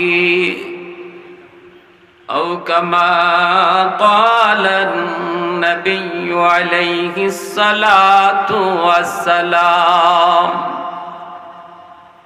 اللهم صل على محمد وعلى آل محمد كما صليت على إبراهيم وعلى آل إبراهيم إنك حميد مجيد. اللهم بارك على محمد وعلى آل محمد كما باركت على إبراهيم وعلى آل إبراهيم إنك حميد مجيد. আল্লাহ আমাদের সবাইকে কথাগুলো বুঝা সে অনুযায়ী আমল করার তৌফিক দান করুন। পরিশেষে আজকের এই মাহফিল যে যুবকগুলি আয়োজন করেছে, এতটুকু কোরবানি ত্যাগ করে এলাকাবাসীর সহযোগিতায় আল্লাহ তাদের এই শ্রমকে কবুল করেন, মঞ্জুর করেন। এলাকার সকল মুর্দেগানকে আল্লাহ মাফ করেন। ওয়া আখির দাওয়ানা আনিল হামদুলিল্লাহি রাব্বিল আলামিন। আমরা সকলে পড়ছি আলহামদুলিল্লাহ, সকলে পড়ছি আলহামদুলিল্লাহ। এতক্ষণ যাবত অত্যন্ত মূল্যবান আলোচনা পেশ করেছেন আজকের ইসলামী মহাসম্মেলনের সম্মানিত প্রধান আকর্ষণ আল্লামা মুফতি নাসিরউদ্দিন আনসারী সাহেব। আল্লাহ রাব্বুল আলামিন হযরতের হায়াতে এবং ইলমে বারাকা দান করুক। আমরা পড়ছি আল্লাহ